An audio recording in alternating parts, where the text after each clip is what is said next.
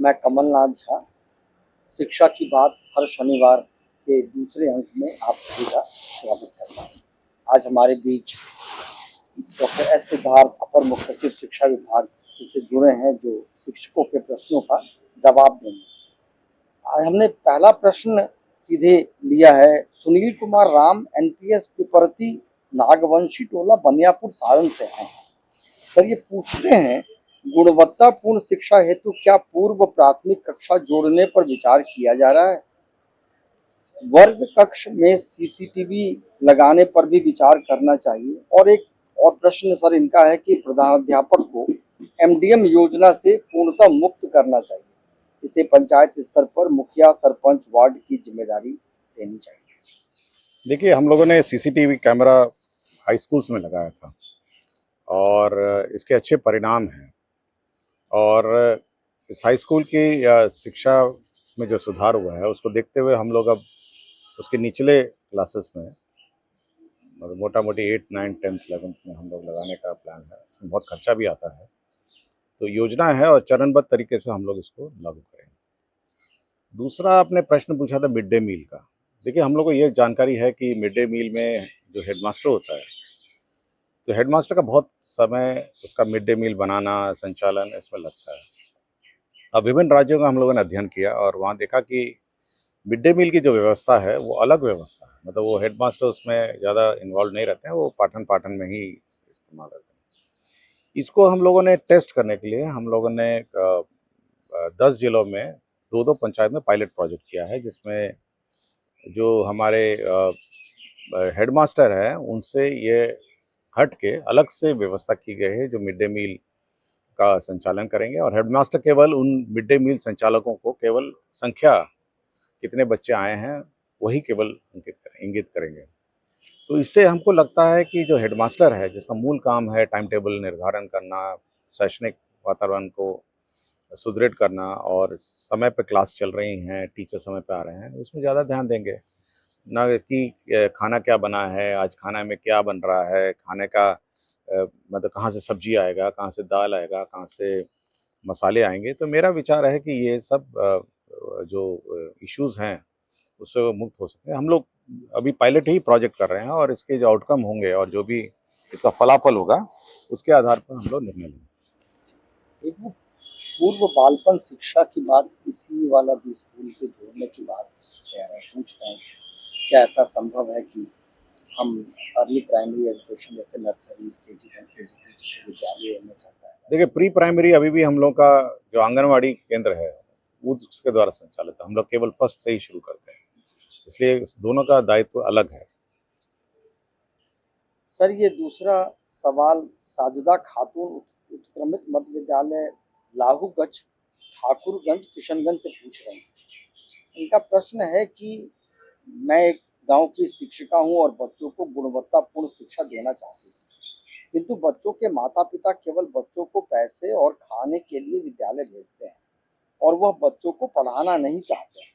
उन्हें कॉपी नहीं देते हैं, परंतु बच्चे पढ़ने के लिए उत्सुक हैं और मैं पढ़ाने के लिए, और सरकार जितना कॉपी दे रही है बच्चों को पूरा नहीं हो पा रहा। इस वजह से गृह कार्य बच्चों को कैसे दिया जाए ताकि गुणवत्तापूर्ण शिक्षा के लिए मैं क्या करूं? सवाल। देखिए, पहले तो हम लोगों ने एक संशोधन किया है जो अगले साल जो FLN किट है, जो लर्निंग किट है, उसमें हम लोगों ने 2 कॉपियाँ एक्स्ट्रा कर दी सब क्लासेस के लिए कि हमको लगा जब हम लोग गए कि जब पढ़ाई देख रहे थे तो बच्चे कॉपी के अभाव में एक ही कॉपी में अनेक सब्जेक्ट्स भी लिख रहे थे। तो हम लोगों ने ये बात कहा कि भाई देखिए, हर सब्जेक्ट का हर कॉपी अलग होता है और यह टीचर को सुनिश्चित करना है कि मैथ्स का क्लास में मैथ्स का कॉपी होगा, इंग्लिश की क्लास में इंग्लिश की कॉपी होगी, हिंदी की क्लास में हिंदी कॉपी होगी और बाकी जो सब्जेक्ट है साइंस की कॉपी में साइंस की क्लास होगी। लेकिन हम लोगों ने ये देखा कि एक ही कॉपी में अनेक सब्जेक्ट्स लिखे हुए थे और होमवर्क भी अनेक सब्जेक्ट्स लिखे हुए थे। तो हम लोगों ने एक परिवर्तन किया है, अगले बार जो FLN किट का सेट है उसमें 2 कॉपी एक्स्ट्रा कर दी है और इस बार हर कॉपी में हम लोग ये स्टिकर लगा के भेजेंगे कि ये किस सब्जेक्ट की कॉपी है, ताकि ऐसा ना हो कि हिंदी कॉपी में इंग्लिश लिखने लग जाएँ, इंग्लिश कॉपी में कुछ और लिखने लग जाएँगे और मैथ्स की कॉपी में कुछ और लिखेंगे। तो उसमें स्टिकर रहेगा कि ये फलाना सब्जेक्ट की कॉपी है और इस सब्जेक्ट की कॉपी में यही आपको लिखना है। दूसरा ये है कि हम लोग जो स्कॉलरशिप भी देते हैं, देखिए हम लोग एफएलएन किट देते हैं, बैग है, सामान देते हैं, मिड डे मील है।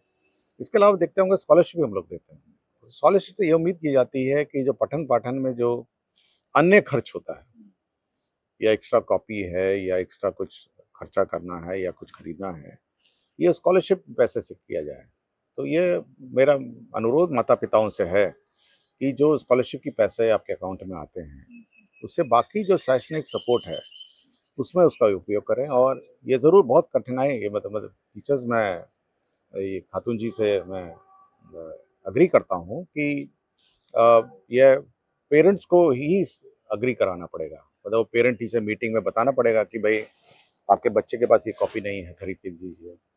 तो जो पेरेंट टीचर मीटिंग बार-बार हम लोग एनफोर्स करते हैं कि पेरेंट्स का क्या रोल है शिक्षा में, पेरेंट्स का रोल बहुत ज़्यादा है। तो पेरेंट टीचर मीटिंग में एनफोर्स करेंगे कि भाई आपका बच्चा ये कॉपी नहीं लेकर आया है या ये कॉपी का अभाव उसको है, आप उसको खरीद कर दीजिए। हम लोग तो सरकार की एक सीमित सब्जेक्ट वाइज़ किताब दे सकती है, लेकिन अगर अतिरिक्त किताब देना पड़ेगा, या तो पेरेंट्स को ही अपने स्कॉलरशिप पैसा जो सरकार द्वारा दिया जाता है, उससे व्यय करना हो पड़ेगा। बहुत शुक्रिया सर। ये एक सवाल है जो संगीत शिक्षक है चंद्रकांत कुमार, ये यूएचएस घाघरा बखरी बेगूसराय से है। ये संगीत से संबंधित है, कुछ स्टेटमेंट भी है सर उनका कि बड़े दुख के साथ कहना चाहूँगा कि मेरी तरफ से यथासंभव 100% प्रयासों के बावजूद न ही विद्यालय परिवार संगीत शिक्षक का सदुपयोग करके बच्चों को लाभ पहुंचाने में मदद कर रहे हैं और न ही अभिभावक गण समझाने के बावजूद बच्चों की भलाई के लिए जागरूक हो रहे हैं। महाशय, कम से कम शुक्रवार शनिवार को भी विधिवत संगीत शिक्षण कार्य विद्यालय स्तर पर सुनिश्चित हो तो बच्चों में सर्वांगीण विकास संभव हो सकेगा। ऐसी कोई व्यवस्था नहीं बन रही। देखिए हम लोग जब स्कूल में पढ़ते थे, तो संगीत का जो क्लास है, वो वीकडेज़ में भी था और शनिवार को भी था। तो ये हेडमास्टर पे निर्भर करता है कि वो संगीत का क्लास कब लगाता है। देखिए संगीत भी आपकी शैक्षणिक व्यवस्था का अहम अंग है। इसको अलग नहीं देख किया जा सकता है कि ये नोटबुक से संबंधित नहीं है, ये किताब से संबंधित नहीं है। तो बस ये जो हेडमास्टर सब हैं, ये अपने जो संगीत देखिए संगीत टीचर एक ही होगा और कहीं तो संगीत टीचर हो भी नहीं, होगा भी नहीं, तो कहीं से बोरो करना पड़ेगा। तो हेडमास्टर ऐसी व्यवस्था करें कि वीकडे में भी एक क्लास कम से कम हर बच्चा कम से कम संगीत का ज्ञान उसको हो। तो ये हेडमास्टर पे निर्भर है, ये हम लोगों ने ऐसा कोई निर्धारित नहीं किया है। तो संगीत क्लास होनी चाहिए और कंपल्सरी होनी चाहिए और हर बच्चे को अटेंड करना चाहिए और समय निर्धारित हेडमास्टर करेंगे। हम लोग यहाँ से नहीं करना चाहते हैं, फिर कुछ प्रॉब्लम हो जाएगा, हम लोग यहाँ से मुख्यालय स्तर से करेंगे। हेडमास्टर अपने यहाँ पे निर्धारित करें और संगीत टीचर जो भी लोकल है, जो भी बहुत सारे लोकल लोग संगीत सिखाने के लिए इच्छुक होंगे, अपना सिखाएँगे या फिर जो हेडमास्टर जो टीचर है, संगीत शिक्षक हैं अगल-बगल स्कूल में, वो आके सिखाएँगे। बहुत बहुत शुक्रिया सर। सर एक सवाल है जो बहुत दूर दराज के विद्यालय से है, रत्नेश कुमार मिश्र, विद्यालय अध्यापक है, नंदकेश्वर सिंह उच्च माध्यमिक विद्यालय पकड़ी अमोलवा पश्चिमी चंपारण। सर इनका सवाल है कि अंकित करना है कि बिहार में उच्च माध्यमिक विद्यालयों में कंप्यूटर विज्ञान के शिक्षक नहीं होते। वे लोग वर्ग से 9 से 12 तक की कक्षा में कंप्यूटर की कक्षाएं ले रहे हैं। यद्यपि 11-12 का सिलेबस तो एससीईआरटी के द्वारा दिया गया है, परंतु 9-10 का सिलेबस नहीं है।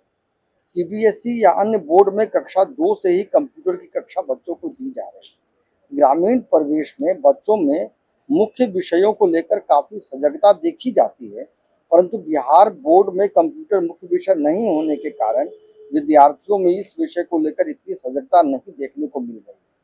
मासिक अथवा सावधिक परीक्षाओं में भी कंप्यूटर विज्ञान की परीक्षा को शामिल नहीं किया जाता है, जिसके कारण विद्यार्थियों में कंप्यूटर विज्ञान विषय को लेकर गंभीरता नहीं दिखाई पड़ती। विभाग इस संबंध में क्या राय है? देखिए कंप्यूटर की इस बार पहली बार हम लोग बुक छाप रहे हैं और एक ही बुक है, मतलब वो वर्गवार किताब नहीं छाप रहे हैं इस बार पहली बार, क्योंकि मेरा अपना अनुभव है कि क्योंकि हम लोग पिछले सालों में कंप्यूटर का किताब नहीं छापे हैं, तो एक ही किताब 6, 7, 8, 9, 10 के लिए एक ही किताब छापे हैं और हमने 6, 7, 8, तो ये हम लोगों का है कि जो 6, 7, 8 है, इनको नए सिरे से कंप्यूटर का ज्ञान दिया जाए। और एक कंसोलिडेटेड बुक है जिसमें अंग्रेजी भी है, हिंदी भी है, सबका मिश्रण है। और ये एक तरीके से इसको मतलब ब्रिज कोर्स की तरह है कि जो बच्चे छूट गए होंगे या कंप्यूटर ज्ञान से अछूते रह गए होंगे, तो 6, 7, 8 के जो बच्चे हैं वो सब एक साथ एक ही स्तर का कंप्यूटर ज्ञान ले लें। तो इस साल से हम लोगों ने शुरू किया और धीरे-धीरे इसको अब हम नीचे लाएँगे, मतलब 6 है, फिर 5 है, 4 है, तो ये धीरे-धीरे लाएँगे। लेकिन अचानक अब हम, क्योंकि ये 6, 7, 8 वाले तो बच्चे छूट गए बहुत साल से, तो पहले इनका ब्रिज हम करेंगे और फिर नीचे-नीचे लाएँगे। तो इसको इस साल से हम लोग कंप्यूटर ज्ञान पे विशेष ध्यान है। हमको ये है कि हर बच्चा जो 8वीं तक पहुँचे, उसको कंप्यूटर का पूरा ज्ञान होना चाहिए और कंप्यूटर के बारे में अच्छी जानकारी होनी चाहिए। तो जूनियर क्लासेस में ज़रूर हम लोग कोशिश करेंगे, बट अभी वो स्थिति नहीं है। और उसमें राशि भी लगेगी। अगर आप प्राइमरी स्कूल में कंप्यूटर लाने की बात है, तो आपको हो सकता है टैब यूज़ करना पड़ेगा और बच्चों को टैब के माध्यम से कुछ सिखाना पड़ेगा। तो धीरे-धीरे ये काम करेंगे। बट अभी हम लोग 6, 7, 8 पे कंसंट्रेट कर रहे हैं और धीरे-धीरे हम लोग इसका भी एक रोड मैप बनाएँगे कि 5वाँ क्लास कैसे करें, चौथा क्लास कैसे करें। और मैं ये आश्वस्त करूँगा कि जो स्तर का कंप्यूटर ज्ञान है, सब जगह, हम लोग 6, 7, 8 में उसको कंप्लीटली, मतलब वो ब्रिज कोर्स से हम पूरा कर देंगे। Thank you sir. एक अभिषेक राज है, प्राथमिक विद्यालय ध्रुवपट्टी धलाड़ मधेपुरा से। ये सर आधार सीडिंग पे सवाल है कि सर बच्चों की नया आधार कार्ड बनाने की प्रक्रिया जटिल है, जिसमें कागजात में जन्म प्रमाण पत्र की मांग की जा रही है। बहुत सारे बच्चे के पास जन्म प्रमाण पत्र उपलब्ध नहीं है। इसके वैकल्पिक में माता पिता या स्कूल के कोई कागजात का विकल्प दिया जाना चाहिए, ताकि इस शिक्षा कोष पर प्रविष्ट हो सके और सरकार द्वारा दिए जाने वाले लाभ से वंचित। देखिए, मेरा विचार ये है कि आधार कार्ड तो सभी बच्चों को होना चाहिए और किसी समस्या का समाधान उसके आउटकम को परिवर्तन करना नहीं चाहिए। अगर आपका जन्म प्रमाण पत्र नहीं बन रहा है, तो कोशिश ये है कि जन्म प्रमाण पत्र बने। और सरकार का भी नियम है, registrar of birth and death का भी नियम है कि समय पर जन्म प्रमाण पत्र। हम लोग इस बात पर लगे हैं कि जन्म प्रमाण पत्र जल्दी बने और सही रूप से बन जाए, ताकि बच्चे को बाद में शैक्षणिक कार्यों में बिल्कुल कठिनाई नहीं हो। नहीं तो हेडमास्टर या कोई भी स्कूल में, जैसे पुराने ज़माने में नहीं होता था कि बच्चा आया तो हेडमास्टर या जो भी एडमिशन लेते हैं, तो अपना जो भी अनुमानित जन्म बर्थ डेट लगा देता था। ये व्यवस्था अब परिवर्तित होनी चाहिए और हम लोग इस बात पर लगे हैं कि डेट ऑफ बर्थ सर्टिफिकेट सही रूप से बने और जल्दी बने। हम लोग जिला पदाधिकारियों से लगातार मीटिंग करते रहे हैं और उनको यह सुनिश्चित करने के लिए कहे हैं कि सभी बच्चे जितने भी बिना आधार के एनरोल्ड हैं, अभी बिना आधार के भी एनरोल्ड हैं, उनका जल्दी से जल्दी उनका जन्म प्रमाण पत्र बनाकर उनको आधार इश्यू कराया जाए।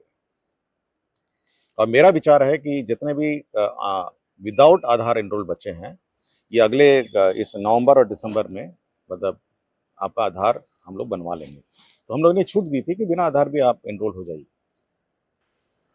शुक्रिया सर। ये एक पूजा बोस है, प्राथमिक विद्यालय जनक पाठ कुल्ला खास कस्बा पूर्णिया, जिला पूर्णिया से। ये कह रही हैं कि क्या शिक्षकों द्वारा बच्चों को डायरी में कुशल पूर्वक होमवर्क दिया जा रहा है। मुझे लगता है कि सभी शिक्षकों को बच्चों की डायरी में कुशल पूर्वक होमवर्क देने के लिए एक दिन का प्रशिक्षण दिया जाना चाहिए। हम लोग 2 चीज़ पर प्रशिक्षण देने की कोशिश में हैं। एक तो एफएलएन किट का है, जिसका, और दूसरा है कि ये डायरी का है। तो ये हम लोग ब्रॉडकास्ट मोड में यूट्यूब के माध्यम से सभी को एक बार फिर से प्रशिक्षण देंगे कि डायरी कैसे लिखी जाती है, क्या अपेक्षा है पेरेंट्स के। और इस डायरी को लेके आपको पेरेंट टीचर मीटिंग में बैठना है। जो पेरेंट टीचर मीटिंग है, देखिए पेरेंट टीचर मीटिंग ऐसा नहीं है कि आए, बैठे, सब लोग अपना स्वागत हुआ, फिर विदाई हो गई। नहीं, उसमें ये सब बात होनी है कि कॉपियाँ बच्चे के पास कितनी हैं, बच्चा समय पे कॉपी लाता है नहीं लाता है, उसका डायरी में क्या स्थिति है, डायरी में उसका होमवर्क जो लिखा गया था, क्या वो डायरी का होमवर्क कंप्लीट किया नहीं किया। तो ये सारी चीज़ें जो हैं ये पेरेंट टीचर मीटिंग में है। और टीचर्स को यह हर हर ये जो दिन है, शाम को हमारे भी टीचर्स लिखते थे, ब्लैक बोर्ड पे होमवर्क लिखते थे, सब बच्चे अपना होमवर्क कॉपी करते थे, टीचर नहीं लिखते थे। टीचर को केवल इतना ही है कि ब्लैक बोर्ड में आज ये 5 सवाल करके आइए। अब बच्चा घर जाता था, 5 सवाल अगले दिन करके आता था। तो ये टीचर्स के लिए तो कोई इशू नहीं है कि ब्लैक बोर्ड पे लिखा जा सकता है और डायरी में बच्चे अपने नोट करेंगे, और इससे बच्चे कम से कम प्रश्न नोट करना भी सीखते हैं। और पेरेंट्स देखेंगे कि भाई आज बच्चा क्या होमवर्क लिख के लाया है, और अगले दिन लेके जाएगा। तो ये ट्रेनिंग प्रोग्राम हम लोग इसका गहन रूप से अब करने की कोशिश में है। ये देखिए 2-3 चीज़ें हैं ये, एक तो होमवर्क वाला है, क्लास वर्क तो क्लास में ही होता है। दूसरा है कॉपियाँ के बारे में, और फिर एफएलएन किट है। एफएलएन किट भी बहुत महत्वपूर्ण है, इश्यू है जो अभी भी मतलब जिस उद्देश्य से हम लोगों ने जो दिया है स्कूलों में, वो अभी भी इशू है उसमें। ये उसी से लगता हुआ लगभग सवाल है ये। कुमकुम कुमारी शिक्षिका मध्य विद्यालय बांक जमालपुर से पूछ रहे हैं, बच्चों के चहुमुखी विकास के लिए विद्यालय को विगत कुछ वर्षों से तरह तरह की उपयोगी शैक्षिक गतिविधियों संबंधित उपकरण यथा एफएलएन किट, बाल उपयोगी पुस्तकें, खेल सामग्री आदि पर्याप्त मात्रा में उपलब्ध कराया गया है, परंतु विद्यालय में इन सामग्रियों को रखने व उचित प्रयोग हेतु स्थान नहीं होने के कारण इन सामग्रियों का उपयोग नहीं हो पा रहा है, जो चिंता का विषय है। कृपया इस ओर पर्याप्त ध्यान देखिए, दिया जाए। रखने का तो कोई इशू नहीं था, क्योंकि मैं जहाँ जिस स्कूल में भी गया हूँ, तो एक ब्राउन कार्टून का बॉक्स रहता है और उसमें भरा रहता है, और तरह तरह के एफएलएन किट हैं, और ऐसा लगता है कि किसी ने उसको छुआ नहीं। और जब जब मैंने हेडमास्टर से पूछा कि इस एफएलएन किट को आपने इस्तेमाल किया, सर अभी जस्ट इस्तेमाल किया, रख दिया। मतलब सबका एक ही तरह का जवाब है कि सर अभी जस्ट इस्तेमाल किया, रखा हुआ है। लेकिन मेरी जानकारी में उसको देखने से लगता है कि अभी तक उसका पैक भी नहीं खुला, और सभी प्रकार के उसमें बहुत सारे किट हैं, बहुत सारे प्रकार के किट हैं। और मतलब अगर उस किट का प्रयोग करें तो बच्चे को एक तो रुचि आएगी, और एक तो उसको लगेगा कि अच्छा ये ऐसे भी सीखा जा सकता है। देखिए, हर चीज किताब से नहीं सीखा जा सकता। ये किट उसको लर्निंग एड है के रूप में है, और लर्निंग एड के रूप में इसको यूज किया जा सकता है। तो इसका एक हम लोग एक ऑनलाइन सेशन रखेंगे सभी टीचर्स का, कि भाई आप कैसे, और ये बहुत बड़ी संख्या में टीचर हैं, तो हम लोग चाहेंगे कि जिला वाइज इसका ऑनलाइन सेशन रखेंगे कि एफएलएन किट का कैसे प्रयोग किया जाए। और रखने का कोई इशू नहीं, एक बड़े से कार्टून में है, आप देखिएगा हर विद्यालय में हेडमास्टर के कमरे में या स्टोर में एक कार्टून के डब्बे में पूरा भरा हुआ है। तो हमको लगता है साल साल आता रहा और भरता रहा। और तो इस बार कम से कम हम लोग नवंबर दिसंबर में यह सुनिश्चित करेंगे कि सभी स्कूल एफएलएन किट का प्रयोग करते हुए वीडियो डालेंगे, वीडियो भेजेंगे, और इसका सदुपयोग करेंगे। धर्मेंद्र कुमार सिंह ये टीजीटी शिक्षक हैं। ई शिक्षा कोष द्वारा बनाए जाने वाले उपस्थिति को मानवीय बनाया जाए, जैसे 1 महीना में 6 दिन तक 10 बजे तक नहीं आने वाले को निर्दोष गलती मानकर माफ किया जाए, और 6 दिन अगर नहीं आता है तो उसके बाद हर एक दिन के लिए 1/4 आकस्मिक अवकाश काटा जाए। देखिए, हमारे सामान्य प्रशासन में बायोमेट्रिक का गाइडलाइंस इशू है, जी तो हमको लगता है कि लोगों ने उसको देखा नहीं है, तो हम लोग फिर उसको रिट्रीट करते हैं। उसमें है जी मानवीय ही है कि अगर जी हल्का सा आप लेट आ जाते हैं तो कितना लेट आ सकते हैं, कितने दिन तक आ सकते हैं, तो जी है सर, उसका, जी तो उसको हम लोग ठीक कर देंगे। ठीक है मैं सर, लगता किसी ने वो सामान्य प्रशासन का गाइडलाइंस नहीं पढ़ा है, ठीक है हम सर। उसको फिर रिट्रीट कर देंगे। हमारे सरकारी कर्मी तो बायोमेट्रिक लगाते ही हैं, जी सर, और बहुत पहले से ही लगाते रहे हैं, तो एक है उसका गाइडलाइन। और मेरे ख्याल से जो बायोमेट्रिक का जो ऑर्डर इशूड है, जी उसमें ये अंकित है, अच्छा, सामान्य प्रशासन का ये लागू रहेगा, तो हम फिर उस सबको जानकारी दे देंगे। Thank you sir. ये एक शैलेश कुमार हैं, पीएस हुसैन चक मसौढ़ी से है, पटना से ही हैं सर ये इनका सवाल है कि शिक्षकों को शिक्षक वाला सम्मान क्यों नहीं मिलता है, क्यों शिक्षकों को कई वर्ग में बांट दिया गया है। हमारा विचार है कि शिक्षक का एक संवर्ग होना चाहिए, जिससे गुणवत्तापूर्ण शिक्षा में सरकार को अधिक सफलता मिलेगी।